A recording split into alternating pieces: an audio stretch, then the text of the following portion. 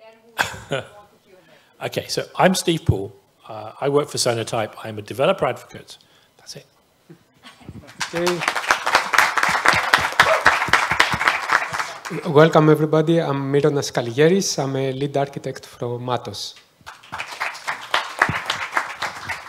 Afternoon all. I'm Adeoye Oke and I'm from XM. I'm the chief architect. Hello, everyone. I am Yannis Kormaris from Accenture. I'm a senior manager and a technology architect. Thank you.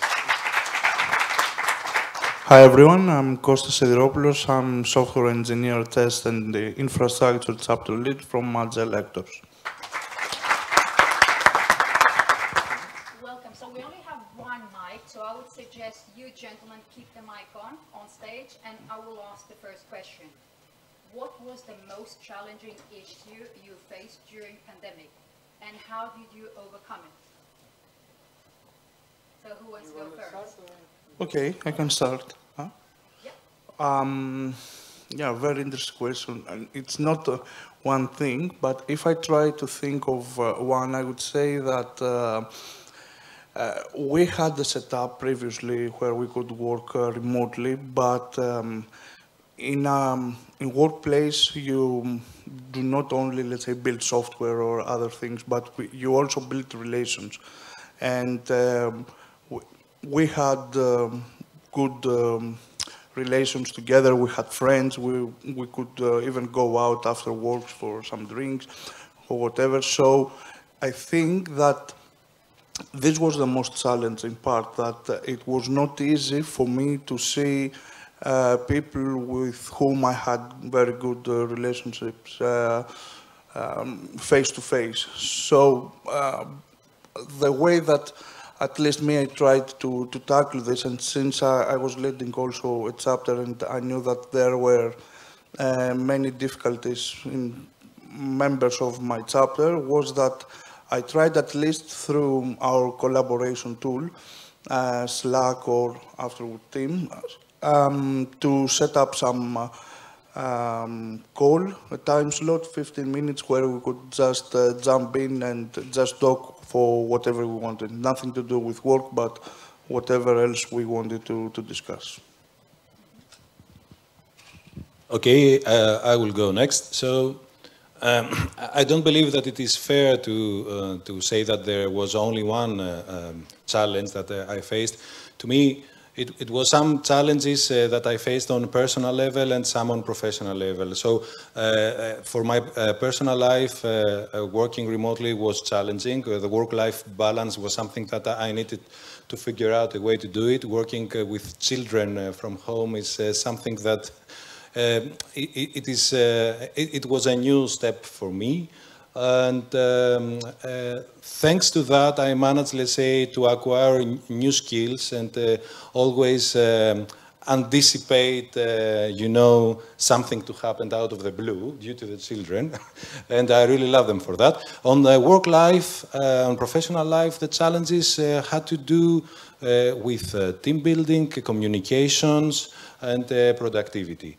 Okay, especially it was very difficult to onboard new colleagues and make them feel a part of the team. For me, this was the most challenging one. I do not believe that I have managed, or we have managed generally to figure out a way to do this in an effective way.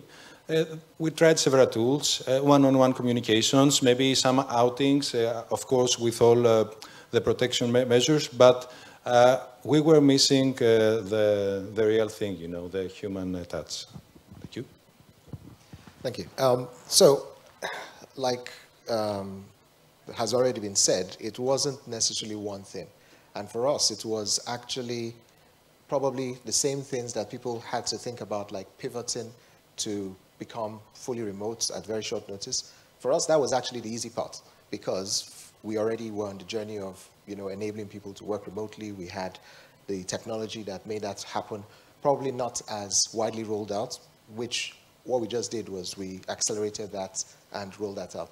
But then for us, the bigger challenge was really, that was a time that coincided with us deciding that we were going to go and launch a new brand in the US with new infrastructure, which consequently led to us doubling in size. So it really was that challenge of how do we maintain velocity, if even increase it, new technology, learning, hire new people, onboard them, make them feel a part of the culture that we had built. And this was one of the biggest challenges. And I think to a large extent, we've solved that by, making things a bit more structured, having clearer, understood communication channels, using tools and so on. But I wouldn't exactly say all of the challenges are solved, but in a way, the fact that we're able to efficiently and, productively do what we needed to do, launched, the platform at the beginning of this year. So I think we went a long way to learn what doesn't work, what works, and we're constantly refining that, and that's really where we are. Okay. In general, I agree also with the previous co-panelists. If you think about it, I mean, I come from Atos and especially a division that's UCC, so it's Unified Communication and Collaboration.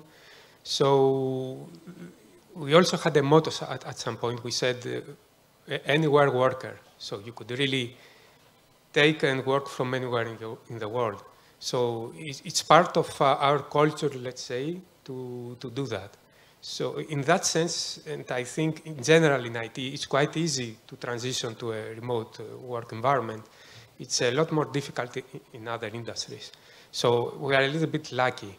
However, we had some, let's say, particularities, like, for example, our IT department realized that suddenly they had to support 300 people working remotely, whereas the connections that could be done up to that point were like 20, 30 remote workers at most.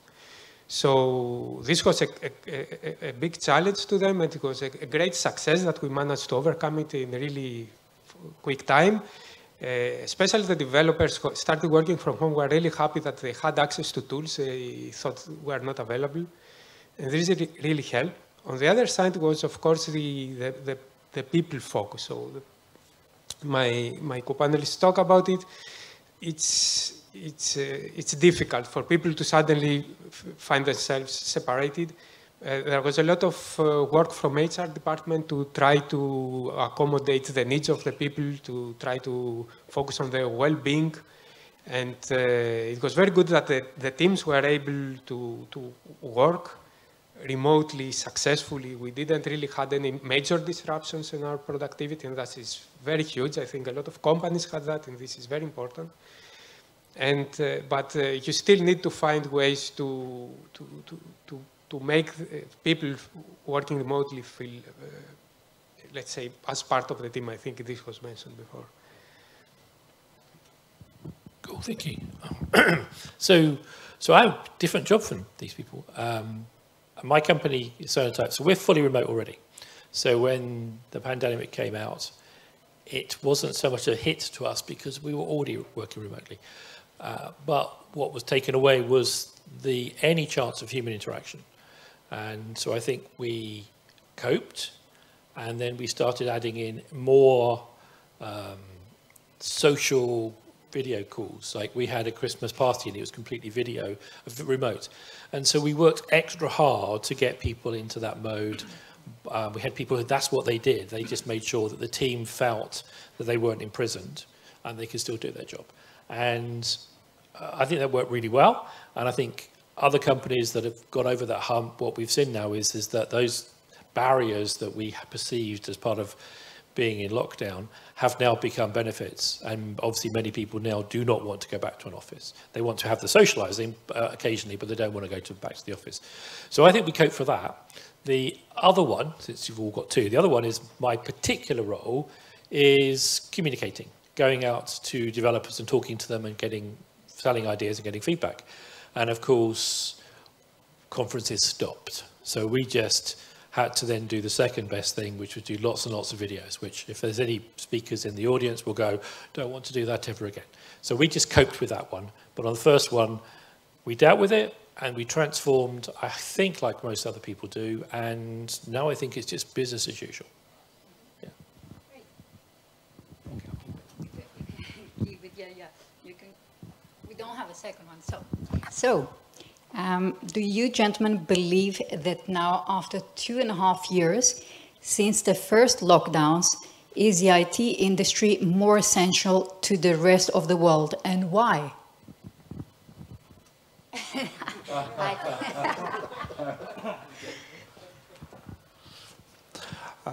Okay, I think that this is a question that has been answered, let's say, in these two years.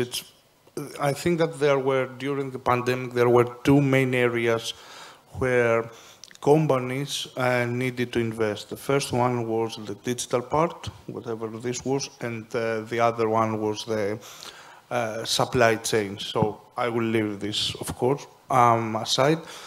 I think that if someone looks on other major organizations like European Union, for example, that they have budgeted for digital transformation and mostly and most important for upskilling and reskilling of people.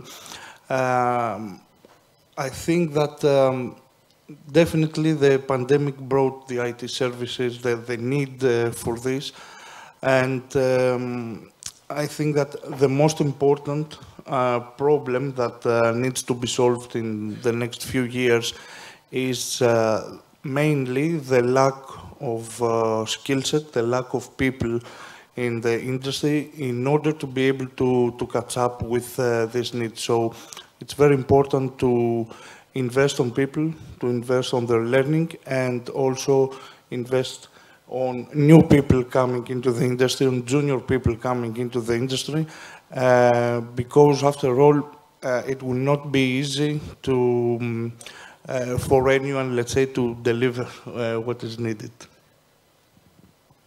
Thank you. So, I believe that IT is essential in the world that we live in.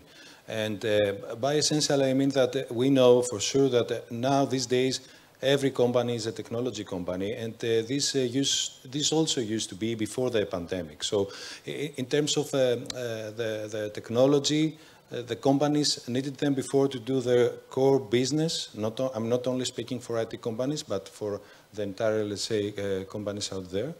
But the thing that was radically changed were the communication and collaboration tools.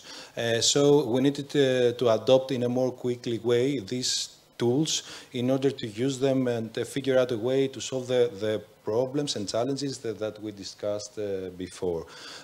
So the usage of these tools makes it, I believe, more apparent to us, the technology, because we have technology everywhere around us.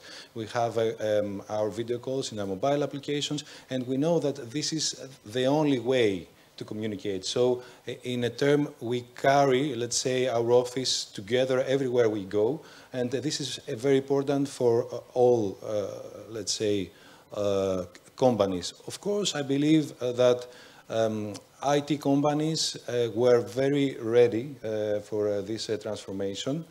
And as Accenture, we used to have although we were working in client premises and we were working together in teams in a physical presence, we were using collaboration tools before, and we had, let's say, to demonstrate and showcase to our clients how to adapt the tools that we were also using before, and now we need, let's say, to have an escalated usage of these tools. Thank you. So, in addition to what my co-panelists have said, I think IT, obviously, since the pandemic, has changed the perception of the business. I mean, when I think of IT industry, I'm not just talking about IT companies, but, you know, the traditional companies that have IT as a function.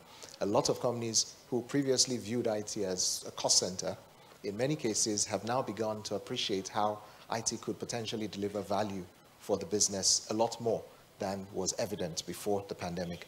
The other thing that I think makes it even more important is a lot of new ideas, a lot of new initiatives were born out of that necessity to do things differently. People started looking at other things to, for example, socialization of things that you'd never think about before. People digitizing, you know, day-to-day things. For example, there were people who created apps that would give ideas of, you know, walking routes across, you know, the UK, which people would want to use for exercise. There's been the ability to innovate on top of that, other things. You know, it has provoked people to think about problems in radically different ways, which technology can solve. And then obviously the technology providers, you know, cloud providers, consultant firms have also been driven by the need of the pandemic to think about other ways to solve problems using technology. So, I mean, there are myriad examples there. It's going to only continue to increase. Even now that we're out of, you know, lockdowns generally, we still have now a dependency on, you know, some of these systems. Thanks. Okay, so there were some great points. So some of those things I will say are already somewhat covered. You know, as my co-panelist here said, the pandemic accelerated things. So remote working, collaboration, communication.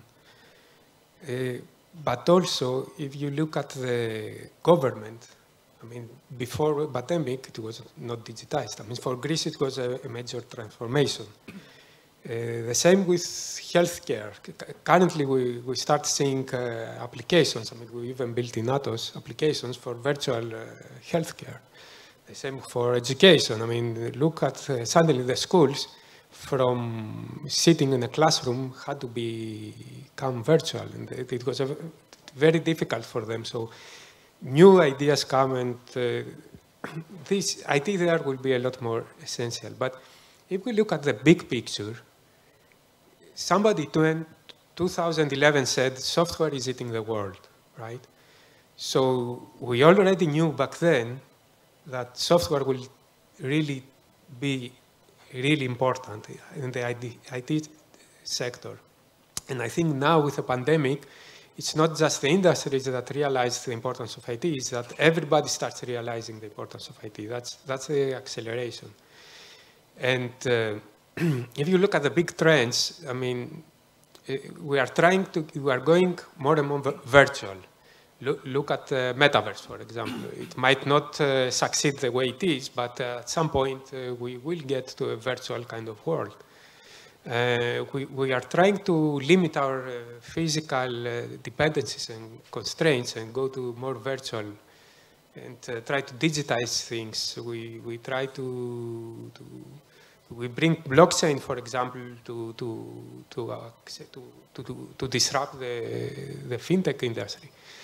All these things and existing trends like AI and ML and stuff like that show that the IT sector is growing in importance, and it's getting even more, let's say, important. But we also have to look at the challenges. Like we have the pandemic now, we have the energy crisis, especially in Europe, and we're gonna have the environmental problem, right? So I think IT industry, really there are threats there because all those things can decelerate the economy and that will create problems. But there are also opportunities. I mean, the IT industry needs to go and find solutions to these problems and create those solutions that will help. Thank you. So interesting. I agree with what's been said so far. You can look at this and some hidden things happened because of the pandemic.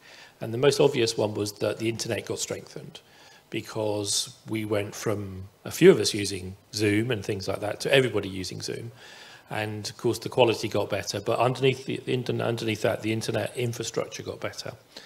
And then because the only way you talk to human beings was via computer, we saw more and more growth in small apps, all sorts of different ways, whether they're cloud-based, we'll have loads of those come up.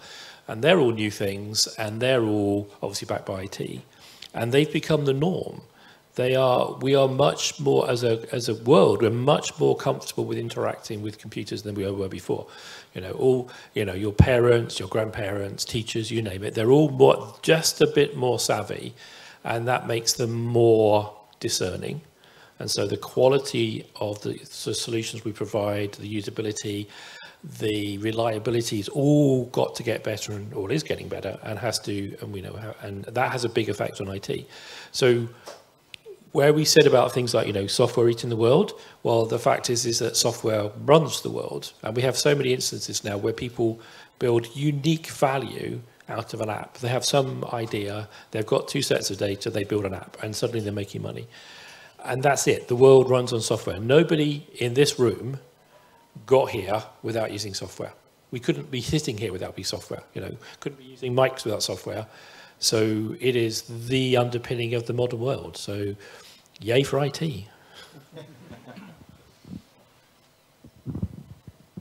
Thank you, gentlemen. And last question for everybody. Is remote hybrid work the present and the future?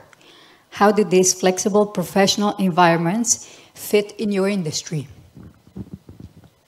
I guess we'll be going first again. Okay. Inevitably, I think that it is a present. And it's very interesting to think, first of all, how, in order to answer this question, I'm thinking of how I would like to work. Personally, I think that I would like to have freedom of choice. And it doesn't really matter if this is going to be from the office or if this is going to be from home or from anywhere else. I think that during these years, we could see that we can work from wherever we want, but also maybe there are other needs, so like socializing, as we said. So I think that at some point, the best thing that me personally I would like to see, because I cannot answer what is going to happen unless I am Pythia or someone else, is to have the flexibility to work whether from some offices or from home or wherever we want. And to be honest, I think that even my wife would like me to be in the office. Interesting point, the last one, and all the ideas here are very inspiring, and thank you. Just let me bring some numbers in order to answer this question. From an Accenture global study, we know that 83% of people, they are asking from their employers to work in a remote way. So yes, remote and hybrid, let's say, work way is here, and I believe it is here to stay because this is what people want, this is what people ask for. So the thing that we need to figure out is how to improve remote and hybrid working, because after all, this is going to be the work, not the work that we used to know, but this is the work actually now. So from another study, this time from Microsoft, and it is a very interesting one, it was published from Satya CEO this week or the last week, there are 3 challenges here to focus.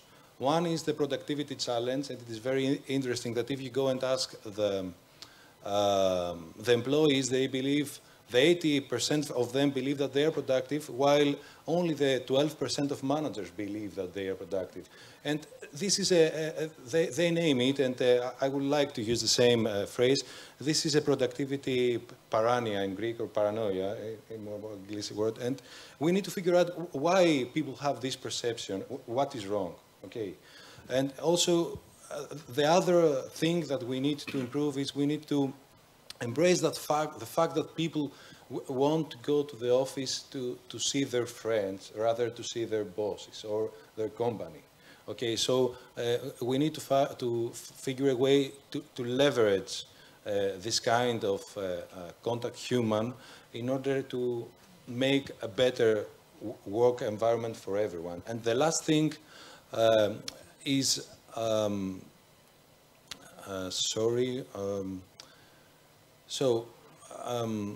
the last thing is we need, and it is very challenging for the companies now to engage people and tackle attrition. Okay, due to remote working, you have a vast amount of opportunities with a vast range of salaries out there, and it is up to the companies to make a challenging working environment and always try to find ways. There is not only one way to have their people, especially in IT, to learn and grow. Because I believe someone will stay in an environment, or you will make a more difficult decision for him to leave a working environment if he's growing as an individual. Okay. Thank you. Thank you. So the whole concept of hybrid work, if you think about it, it's born off the idea of flexibility. And if you think about it in the context of a worker-employer arrangement, that flexibility can actually go both ways.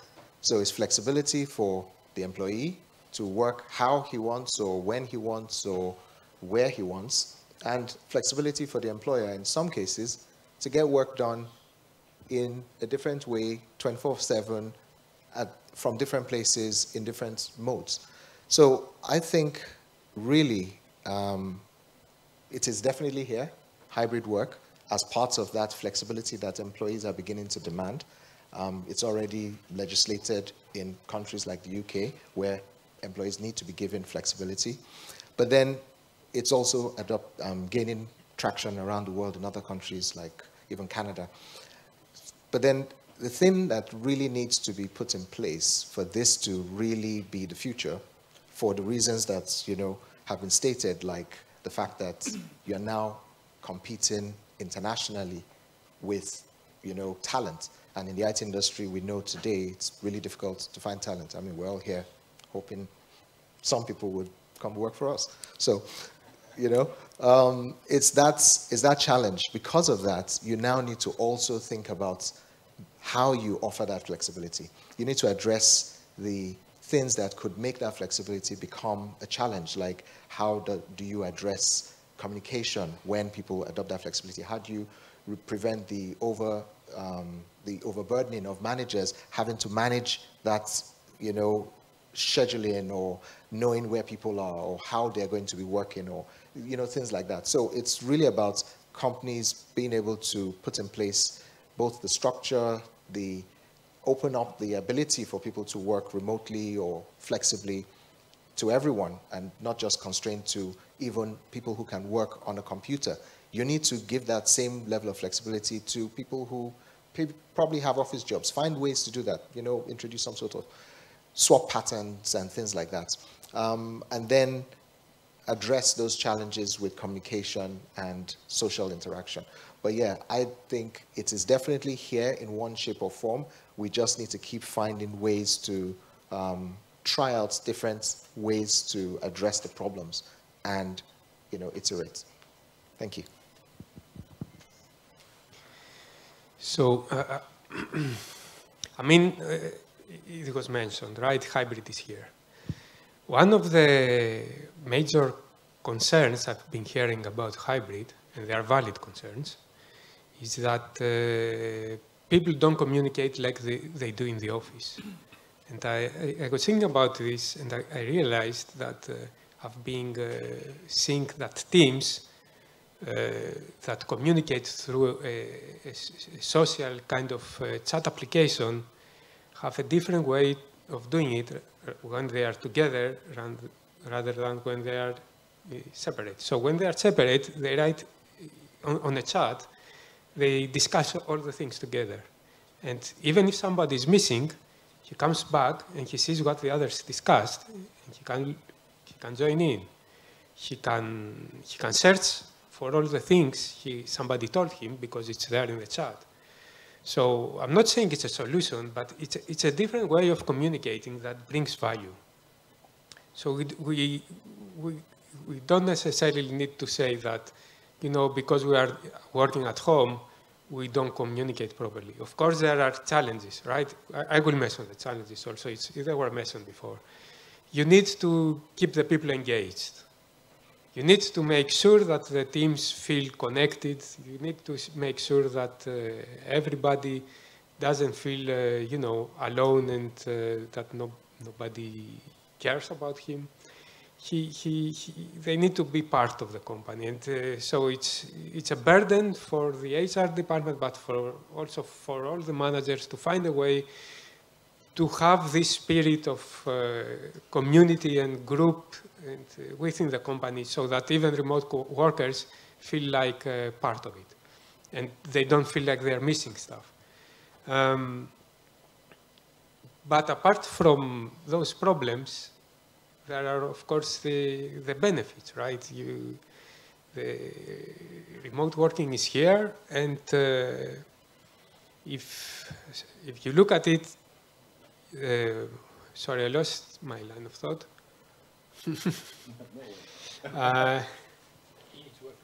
Yeah. I mean, there are benefits like you cut on pricing, you on cost, sorry. You have less traffic, there are things like that, right? You need to find a way to adapt. And I think it's here to stay. So yes, here to stay. Maybe not exactly the way that we have it now. There's some things I think we have to address. So, but one observation is that since my company has been hiring through the year, we've noticed this trend towards people who look at coming into the office as a chore, and that they would like my company to pay more. You want me to come to your office? You want me to spend my time on the train to go there? So there are people who are beginning to think like that. And so that definitely shows that there is a shift here. The first challenge is that, which we have to deal with, is sort of the team working thing, but it's more the mental health. We have all these people working from home, and if you're unlucky and you're on your own, or you're in an apartment and you have your bedroom and you have your office and a few steps, and you never see another human being, that's bad, right? We know what it was like in the pandemic, and we can't continue that. The people, you have to feel part of the team. So we have to find ways of bringing people together, and we can't do that over TV, over a video screen. We haven't figured that one. People have to get together, and mostly they have to get together to assert that they're human beings. And the sort of things we're doing here in conferences where you're asserting that your skill sets are valuable and other people here, and you have conversations. So businesses have to validate that. That's important. We have to figure out how to do that. The other thing that's knocking around is the idea that if everybody works from home, what happens to all the offices space? And at what point do the government start thinking about taxing differently? So, you know, when we see those sorts of things becoming mainstay, then we know where we are. But right now, I think we're almost at steady state, but I think we have to just go one step further and figure out how we build effective teams where they're mostly remote. But yeah, there we go. Thank you. Thank you. Great discussion, everybody. One thing I can say, I mean, we run a co-working space, and even before COVID, we saw a lot of freelancers and digital nomads coming our way. Not from Greece as much, because that culture was not here yet. But as you mentioned, when it comes to companies and costs, you know, working remote and allowing people to socialize and network and work from different spaces is also a great solution. But again, gentlemen, thank you. Great discussion, great answers, and we'll see you around for the next presentations, and hopefully until tonight. Okay, thank you. Thank you.